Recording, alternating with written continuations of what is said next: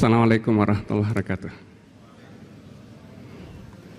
Alhamdulillah, alhamdulilladzi arsala rasulahu bil huda wa dinil haq liyudhhira 'ala dini kullih wa kafa billahi syahida. Asyhadu an la ilaha illallah wahdahu la syarika lahu wa asyhadu anna Muhammadan abduhu wa rasuluh. Allahumma shalli 'ala Muhammad wa 'ala ali Muhammad. Bapak Wakil Menteri Agama yang kami hormati,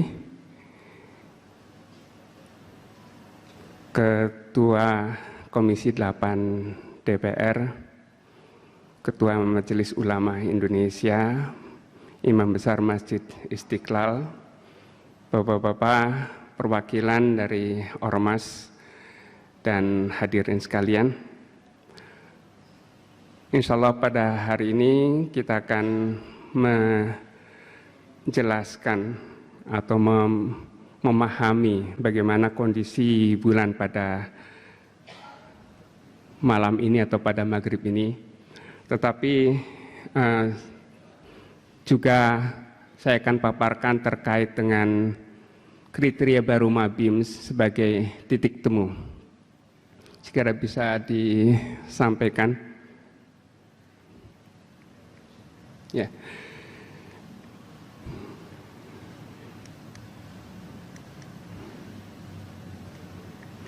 Jadi kriteria baru MABIMS yang disetujui atau disepakati pada 8 Desember tahun 2021 yang lalu oleh 4 Menteri Agama dari Brunei Darussalam, Indonesia, Malaysia, dan Singapura sudah ditetapkan oleh Menteri Agama untuk bisa diimplementasikan tahun 2022 ini. Namun ada hal-hal pokok yang perlu kita pahami bersama, oleh karenanya sosialisasi ini perlu terus dilakukan. Hal pokok yang ingin kami bahas pertama adalah terkait dengan dikotomi hisab ru'yat yang semestinya itu sudah harus kita akhiri. Hisab dan ru'yat setara dan mestinya bisa menjadi dasar pengambilan keputusan yang setara juga. Kemudian yang kedua, terkait dengan mencari titik temu antara hisab dan ru'yat, maka hisab imkan ru'yat atau hisab visibilitas hilal ini mestinya menjadi titik temu. Kemudian kita juga perlu paham bahwa kriteria baru MABIMS yang disepakati 8 Desember 2021 yang lalu itu sudah melalui proses yang panjang, sehingga bisa kita anggap bukan proses sesaat, tapi sudah melalui diskusi yang cukup panjang. Kemudian terkait dengan implementasi kriteria baru MABIMS, kita juga nanti perlu pahami bahwa ada hal-hal yang perlu kita sepakati bersama terkait dengan kesamaan definisi antara itu elongasi atau ketinggian geosentrik dan toposentrik, kemudian juga terkait dengan kelengkapan kesepakatan bukan hanya masalah kriteria tetapi juga otoritas dan batas wilayah, dan juga perlunya komitmen bersama dalam melaksanakan kriteria bersama ini. Dan yang juga penting pada hari ini kita juga perlu pahami dan perlu kita siap ketika kita akan menghadapi perbedaan penetapan awal bulan Hijriah, dalam hal ini awal Dzulhijjah, dan nanti tentu berkonsekuensi pada penetapan Idul Adha. Dan semua ini karena memang kesepakatan belum tercapai. Kemudian hal yang juga penting karena ini menjadi wacana di publik juga, apakah kita perlu untuk kalender yang bersifat global tersebut. Kemudian yang terakhir tentu sebagai kesimpulan, ini terkait dengan kriteria baru MABIMS sebagai titik temu. Nah, secara umum bahwa dikotomi hisab dan ru'yat ini sudah saatnya kita hilangkan karena masing-masing mempunyai dalil yang dianggap kuat oleh para pengamalnya. Dan kriteria hisab dan ru'yat atau katakan untuk penetapan ru'yat itu memerlukan isbat, dan pada hari ini kita melakukan isbat tersebut pada sesudah maghrib nanti. Kemudian untuk menetapkan kalender kita pasti memerlukan suatu kriteria. Nah, hal yang pokok juga perlu kita pahami bahwa terkait dengan ru'yat, hal yang perlu difahami bahwa ru'yat itu terkait dengan kontras antara hilal yang sangat-sangat tipis sekali dengan cahaya syafaq yang masih cukup kuat. Itu sebabnya nanti dalam pemahaman terkait dengan kriteria imkan ru'yat, dua faktor ini perlu menjadi pertimbangan. Jadi para peru'yat dan juga para ahli hisab dalam memperhitungkan ketampakan dan digunakan untuk penentuan awal bulan selalu mempertimbangkan bahwa hilal itu sangat tipis sekali, apalagi yang posisinya sangat dekat dengan matahari. Itu yang disebut dalam ukuran elongasi atau jarak bulan dan matahari. Dan ketinggian itu menentukan faktor gangguan cahaya syafaq. Dalam ilustrasi ini, gambar sebelah kanan itu menunjukkan gangguan cahaya syafaq yang makin redup ketika posisinya makin tinggi dan hilal yang makin tebal ketika posisinya jauh dari matahari. Ketika posisi bulan terlalu dekat dengan matahari dan terlalu rendah seperti pada kondisi Dzulhijjah, awal penentuan Dzulhijjah pada maghrib ini, maka hilal itu akan sangat-sangat tipis sekali untuk bisa mengalahkan cahaya syafaq padahal posisinya masih terlalu rendah. Jadi ini perlu dipahami. Kalaupun menggunakan teleskop, fungsi teleskop hanya mengumpulkan cahaya. Tetapi masalah kontras tidak bisa diatasi dengan menggunakan teleskop saja. Karena cahaya hilal diperkuat, tetapi cahaya syafaqnya pun diperkuat. Sehingga kontrasnya ini juga tidak bisa ditingkatkan. Hal yang biasa dilakukan oleh para astronom dalam pengamatan bulan sabit siang hari itu adalah menggunakan filter inframerah. Seperti yang baru saja kami terima datanya dari Observatorium Hosa ITB pada pukul 15.55 sore tadi diperoleh citra bulan sabit siang hari. Tetapi itu sangat-sangat tipis sekali padahal citra tersebut sudah ditumpuk 600 frame atau 600 citra. Jadi dengan 600 citra itu sangat-sangat tipis sekali sehingga kita perlu hati-hati ketika kita nanti menerima kesaksian hilal. Karena dengan teleskop yang menggunakan bukaan yang cukup besar antara 10 sampai dengan 20 cm itu juga sangat redup sekali, apalagi dengan mata yang pupil matanya hanya setengah senti. Nah, ini yang perlu difahami bersama, oleh karenanya kita perlu mengembangkan ada yang disebut sebagai kriteria imkan ru'yat atau kriteria visibilitas hilal. Jadi kriteria visibilitas hilal ini digunakan untuk memverifikasi ru'yat.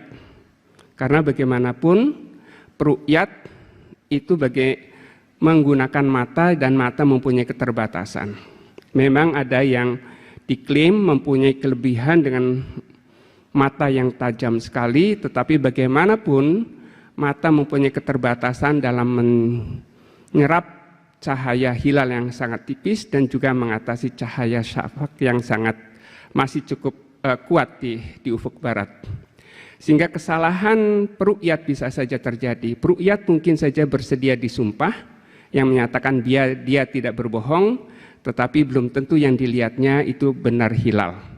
Yang kedua, bagi para ahli hisab, kriteria ini diperlukan menentukan apakah masuk bulan atau belum, atau memasuki awal bulan atau belum. Dengan kriteria yang berbeda, keputusan berbeda. Misalkan pada hari ini, tinggi bulan kurang dari 3 derajat, tetapi sudah positif. Kemudian elongasinya kurang dari 6,4 derajat. Makna fisisnya, hilal masih terlalu rendah untuk bisa mengalahkan cahaya syafaq dengan kondisi hilal yang masih sangat-sangat tipis sekali. Nah, dengan menggunakan kriteria wujudul hilal yang digunakan oleh saudara-saudara kita di Muhammadiyah itu sudah dianggap masuk tanggal, tetapi dengan menggunakan kriteria imkan ru'yat itu belum masuk tanggal. Jadi dan kriteria ini bisa menentukan apakah sudah masuk tanggal atau belum. Nah, yang perlu kita upayakan sekarang bukanlah mempertahankan masing-masing pendapat, tetapi kita mengupayakan untuk adanya titik temu. Lalu titik temu seperti apa yang harus dilakukan? Ini kita upayakan bahwa kriteria tersebut mestinya menjadi titik tempuh antara pengamal ru'yat dan pengamal hisab. Dan kriteria tersebut mestinya menggambarkan kondisi ketampakan hilal yang sesungguhnya. Dan itu digunakan dua parameter. Pertama, parameter yang menjelaskan terkait dengan fisis hilal. Fisis hilal biasanya digambarkan dengan parameter elongasi atau jarak sudut bulan matahari atau dari ketebalan hilalnya. Dan juga bisa juga dilihat dari umur hilal. Semakin tua umurnya dihitung sejak ijtima sampai dengan maghrib, itu berarti semakin tebal. Parameter yang kedua adalah faktor gangguan cahaya syafaq. Biasanya yang digunakan adalah ketinggian hilal, beda waktu terbenam bulan dan matahari, atau juga dengan menggunakan beda azimut atau beda tinggi bulan dan matahari. Nah, kalau kita browsing kriteria terkait dengan visibilitas hilal, itu banyak sekali tawarannya. Ada yang sifatnya optimistik, ada juga yang sifatnya optimalistik. Optimistik itu dengan kriteria yang digunakan biasanya menggambarkan optimis hilal bisa terlihat. Karena memang ketinggiannya lebih besar, kemudian elongasinya juga lebih besar. Jadi, dan biasanya yang digunakan bukan waktu maghrib, tetapi yang disebut sebagai base time, beberapa saat setelah matahari terbenam, ketika cahaya syafaq mulai meredup. Dan ada juga yang disebut sebagai kriteria yang optimalistik, menggunakan data minimal agar semua data secara global itu bisa terpenuhi. Salah satunya adalah kriteria yang digunakan dalam kriteria baru MABIMS. Nah, bagaimana kriteria baru MABIMS ini ditetapkan, itu perjalanan yang panjang. Jadi bukan hanya ditetapkan tiba-tiba pada tahun 2021 yang lalu, tetapi ini proses yang panjang. Bisa kita runut dari dokumen yang ada. Itu tahun 2004 ada Fatwa Majelis Ulama Indonesia yang di dalamnya ada rekomendasi agar Majelis Ulama mengupayakan adanya kriteria yang bisa dijadikan pedoman oleh Menteri Agama dan dengan membahasnya bersama dengan pihak-pihak terkait. Tetapi sampai dengan saat ini kriteria tersebut belum terwujud juga.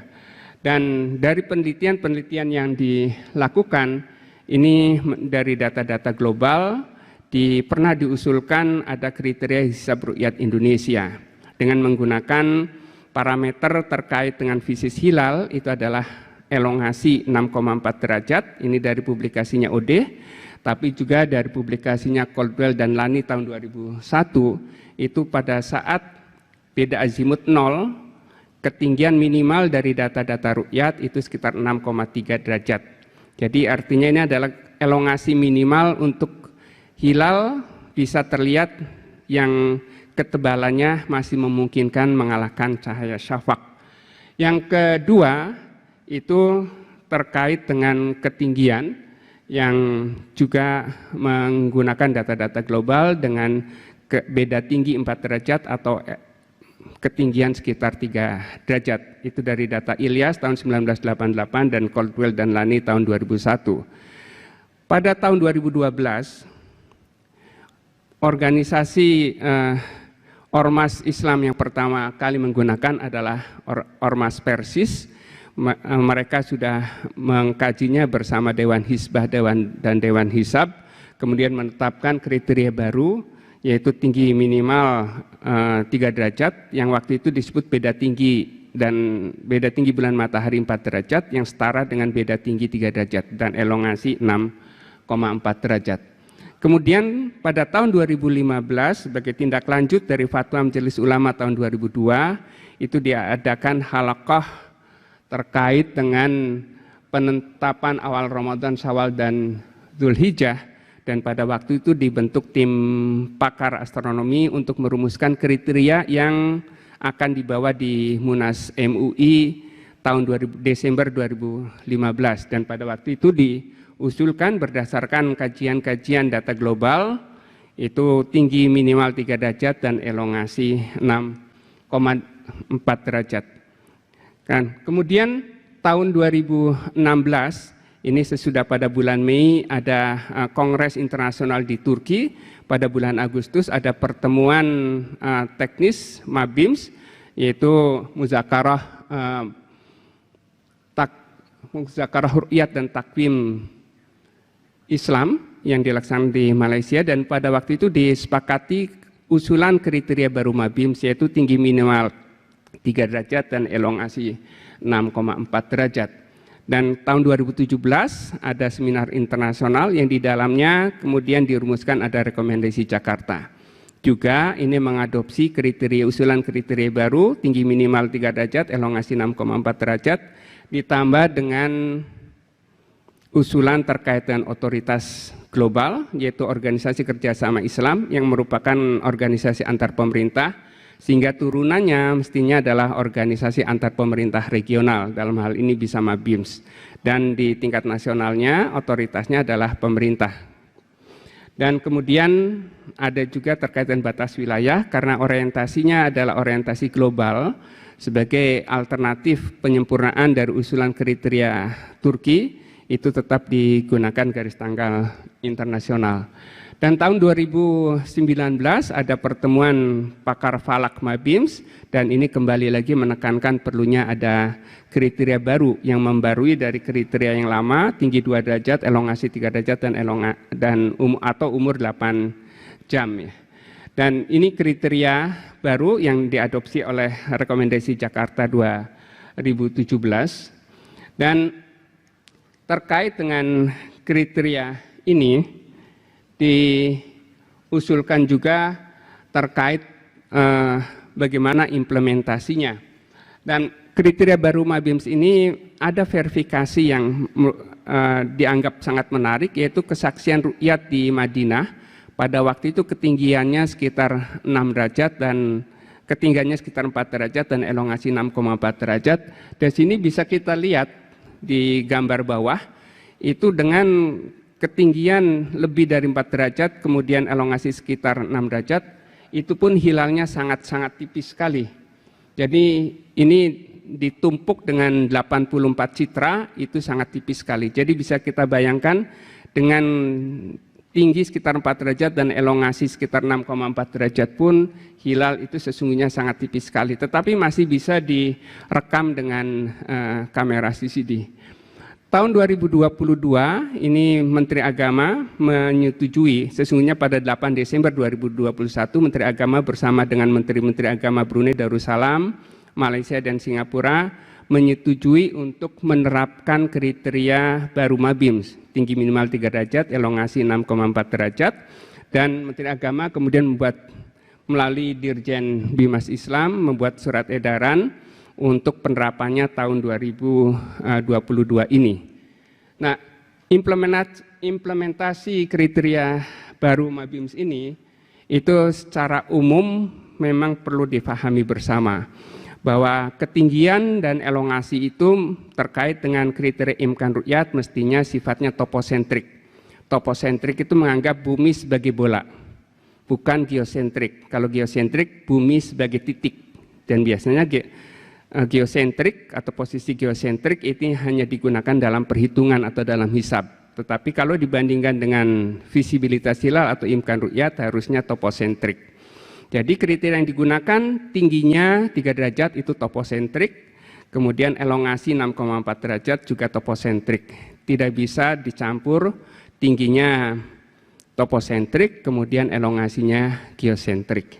Kemudian juga perlu difahami bersama bahwa untuk mencapai kriteria yang mapan, kriteria yang bisa memberikan kepastian, itu ada 3 unsur yang harus dipenuhi. Pertama adalah kesepakatan kriteria, yang kedua adalah kesepakatan otoritas, dan ketiga adalah kesepakatan batas wilayah. Jadi bukan hanya otoritas saja, tetapi bukan hanya kriteria saja, tetapi otoritas dan batas wilayah ini juga diperlukan. Dan ini yang dimasukkan dalam rekomendasi Jakarta 2017.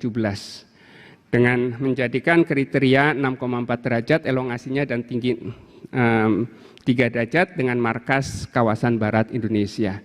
Nah, implementasi kriteria baru Mabims ini mestinya harus ada komitmen bersama, baik itu pengamal ru'yat maupun pengamal hisab. Tidak bisa memenuhi semua keinginan dari pihak-pihak yang berbeda ini, tetapi mestinya harus ada jalan tengahnya. Bagi pengamal hisab mestinya bisa konsisten dengan kriteria ini, karena kalau kita menggunakan kriteria yang tidak konsisten, sebut saja polanya sudah pola imkan ru'yat seperti kriteria Turki, tinggi minimal 5 derajat, elongasi 8 derajat, tetapi markasnya di mana saja. Nah, kalau markasnya di mana saja, dalam konteks ketika wilayah Amerika ini sudah memenuhi, wilayah Indonesia dan Asia Tenggara bisa jadi itu masih di bawah ufuk. Atau dalam konteks ini bulan Safar 1442 yang lalu, di Amerika sudah memenuhi, tetapi di Indonesia ketinggiannya kurang dari 1 derajat. Nah, ini pasti tidak bisa mempertemukan, karena bagi pengamal ru'yat ini tidak mungkin bisa diru'yat. Kalau itu dipaksakan akan terjebak pada kondisi yaumusyak atau hari meragukan. Sudah dipaksa untuk masuk awal bulan, tetapi masih yakin bahwa bulan masih berada di bawah ufuk. Jadi akan masuk pada kondisi yaumusyak atau hari meragukan, yang Rasul itu melarang berpuasa pada hari yaumusyak. Nah, sebaliknya untuk pengamal ru'yat ini juga mestinya harus konsisten, tidak menggunakan pola istikmal. Ketika di wilayah Asia Tenggara sudah memenuhi kriteria, ini kondisi seperti pada bulan Rabiul Akhir 1443 yang lalu. Ini sudah memenuhi kriteria, tetapi semua peru'yat menyatakan tidak melihat hilal. Maka kemudian mereka mengistikmalkan, dan itu ketidakkonsistenan ini tentu akan menimbulkan masalah juga, karena nanti kalender tidak bisa dijadikan rujukan.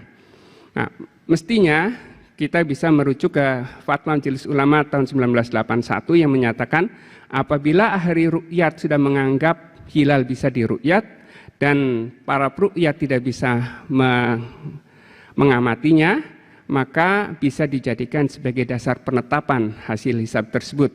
Jadi tidak perlu diistikmalkan. Nah, bagaimana dengan kondisi saat ini? Kita harus siap menghadapi perbedaan ketika kriteria ini belum disepakati.